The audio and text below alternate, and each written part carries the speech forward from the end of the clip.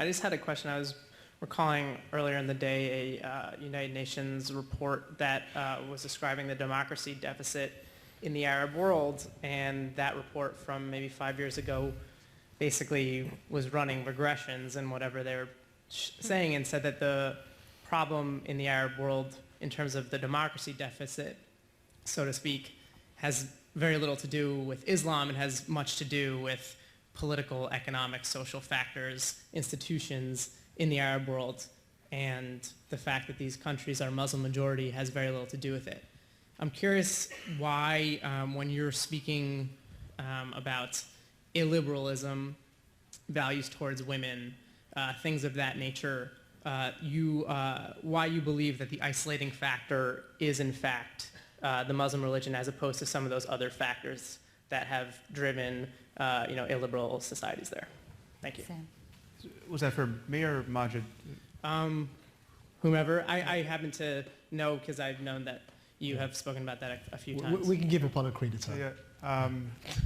Well, I think again, it comes down to specific ideas and their specific consequences. So there are other variables in play on many of these questions, but when you ask, why, just let me take the most illiberal example we have currently. Why is the Islamic State doing the specific things they're doing? Why are they throwing gays off of rooftops? Why are they crucifying people? Why are they taking sex slaves?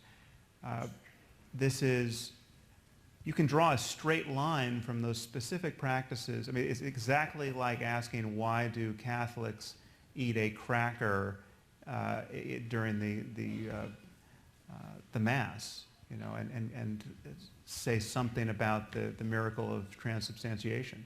I mean, it is doctrine in practice, and I'm not discounting that poverty and lack of opportunity and being beleaguered by neighbors who are stealing your resources, or this deranges people in kind of a generic way, but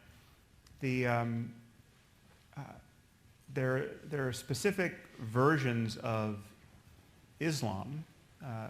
The political version we call Islamism for the purposes of this book, and I think that's a very useful term going forward, which are a kind of recipe for intolerance and in its various forms, whether it's intolerance towards women or gays or free speech or civil society as we know it.